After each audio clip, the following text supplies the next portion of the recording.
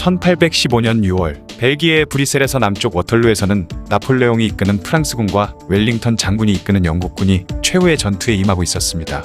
이 전투의 승패에 따라 유럽의 판도가 갈릴 정도로 매우 중요한 전투였기 때문에 모든 유럽의 이목은 이곳에 집중되어 있었죠. 게다가 런던 증권거래소에서는 수많은 투자자들이 이 전투의 결과를 초조하게 기다리고 있었습니다. 만약 영국이 이기게 되면 투자한 영국 국채로 인해 돈벼락을 맞지만 지게 된다면 투자한 국채는 휴지 조각이 돼버렸기 때문이죠. 당시 네이선이라는 사람도 이 전투의 결과를 다른 사람들과 마찬가지로 숨죽여 기다리고 있었습니다. 그리고 그는 누구보다도 빨리 이 전투에 대한 정보를 얻기 위해 정보원들을 시켜 발빠르게 움직이고 있었죠. 이날 저녁이 되자 프랑스군의 패색이 짙어졌습니다.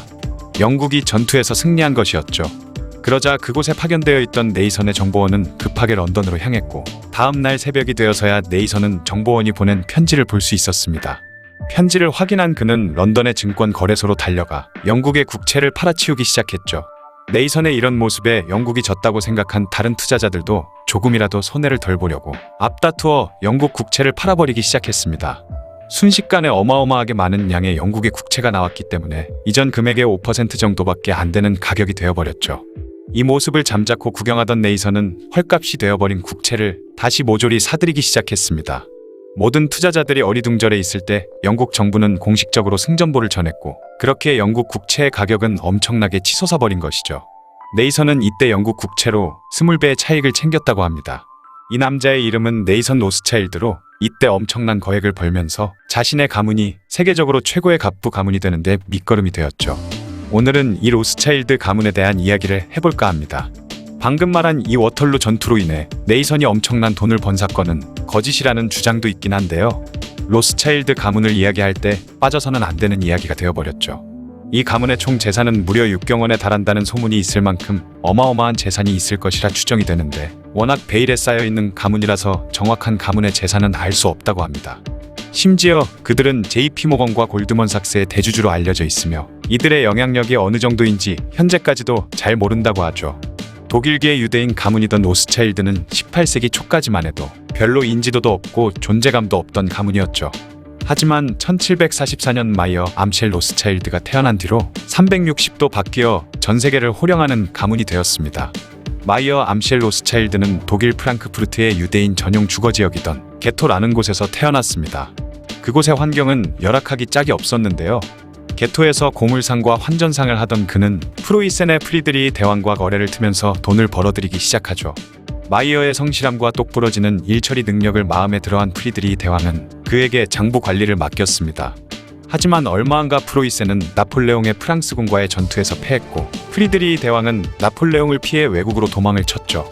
이때 마이어는 프리드리히 대왕의 재산을 철저히 숨겨놓은 채 자신의 재산은 프랑스에 의해 몰수되어 버린 것입니다. 그러나 훗날 다시 돌아온 프리드리히 대왕에게 숨겨놓았던 재산을 동전 한 입까지 빠짐없이 돌려주자 그의 진실함과 정성에 감동한 대왕은 그를 가문의 재산 관리를 시키기에 이르렀죠. 이 무렵 마이어는 은행을 설립해 떼돈을 벌기 시작했습니다. 자신의 재산은 모두 잃더라도 고객인 프리드리히 대왕의 재산을 지켜준 것이 소문이나 마이어의 고객들은 귀족들과 왕족들이었는데요. 그는 죽는 한이 있더라도 자신에게 이익을 주거나 은혜를 베푼 사람들을 배반하지 않았기 때문에 당시 왕족과 귀족들에게 신뢰를 얻을 수 있었죠. 마이어는 이때부터 5 아들들을 다른 외국으로 보내 다국적 금융업을 해야겠다고 마음먹었습니다. 또한 비록 현재 열악한 환경인 게토에 살고 있지만 그의 5 아들들에게는 귀족사회의 사교술과 처세술을 가르쳤는데요.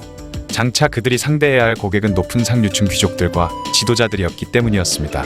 그러다 보니 5 아들이 실무를 보기 시작했을 때 유럽의 어떤 귀족이나 왕족들에게 뒤처지지 않는 학식과 사교술을 보여줄 수 있었죠. 로스차일드 가문의 문장에는 5개의 화살을 쥐고 있는 주먹이 그려져 있습니다.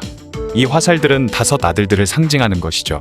그리고 라틴어로 협조, 완전, 근면이라고 적혀 있는데요. 하나의 화살은 쉽게 부러뜨릴 수 있지만 5개의 화살은 부러뜨리기 힘들기 때문에 5형제가 하나로 뭉치면 결코 부러지지 않는다는 의미라고 합니다. 이 5형제들은 훗날 신속한 정보력과 형제 간의 강력한 결속력으로 19세기 유럽의 돈줄을 거머쥐게 되죠. 아무튼 마이어는 당시 유럽 경제의 핵심부였던 독일 프랑크푸르트, 영국 런던, 프랑스 파리, 오스트리아 빈, 이탈리아 나폴리에 5 아들들을 보내 로스차일드 은행을 설립하게 됩니다. 그렇게 로스차일드의 금융제국이 완성된 것이죠. 그들은 유럽의 왕족과 귀족들의 예금과 재산 등을 관리했으며 강한 신뢰와 왕족 귀족들의 명성, 권위를 밑바탕 삼아 점점 세력을 불려나가기 시작했습니다. 그리고 왕실이나 귀족, 대부호 가문들과 결혼하며 가문의 부와 명성을 쌓아갔죠.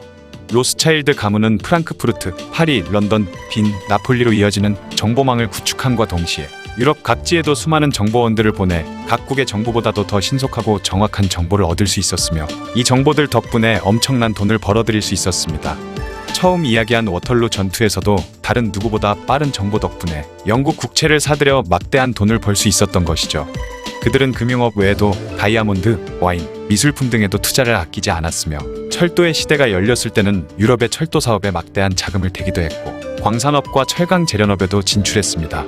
로스차일드 가문이 인수한 와인 공장에서 생산하는 와인, 샤토 무통 로실드와 샤토 라피트 로실드는 한 병에 수백만 원이나 할 만큼 최상급 와인으로 꼽힌다고 합니다.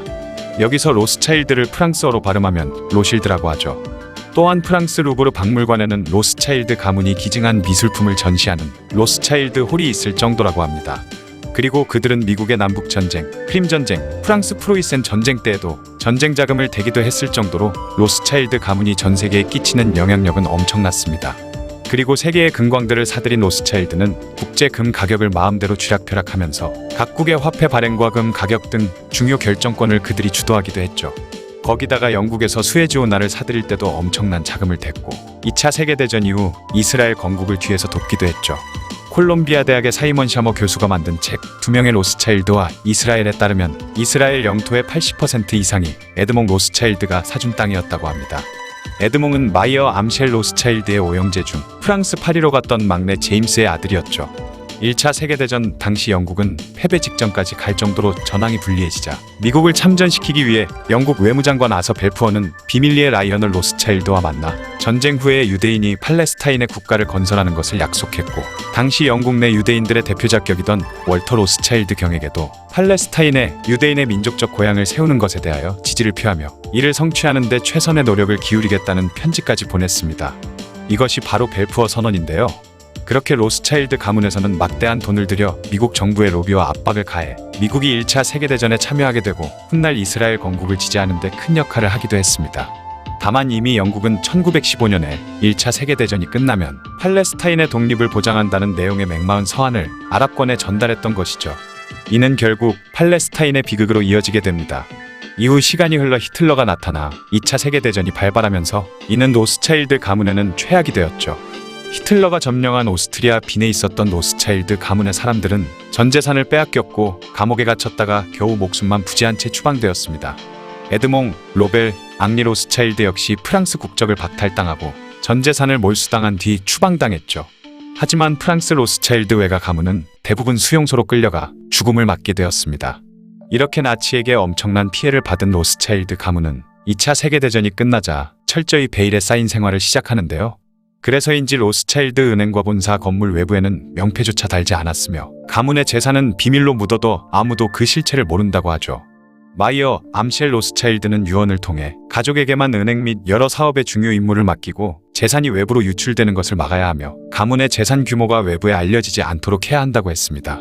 또한 상속을 할 때 변호사마저 개입을 하지 못하게 하고 집안의 장자가 가업을 이어받으라고 당부했다고 하죠. 이후 은행의 요직은 로스차일드 가문의 사람만 맡았고 친족끼리 결혼해 재산이 외부로 유출되는 것을 방지했습니다. 그러다 보니 현재까지도 로스차일드 가문의 재산 규모가 정확히 얼마인지 알려진 게 없다고 하죠.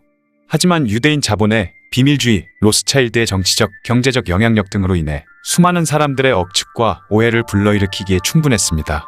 프리메이슨이나 일루미나티와 같은 비밀 결사 단체도 이들이 만들었다고 하기도 했고 국제 정치와 경제를 어두운 곳에서 자신들 마음대로 통제하고 조종한다고 하기도 하죠.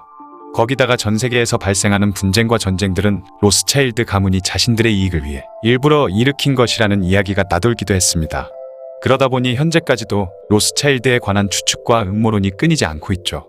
현재 로스차일드 가문의 사업은 과거에 비해서는 많이 규모가 작아지긴 했지만 여전히 엄청난 규모입니다.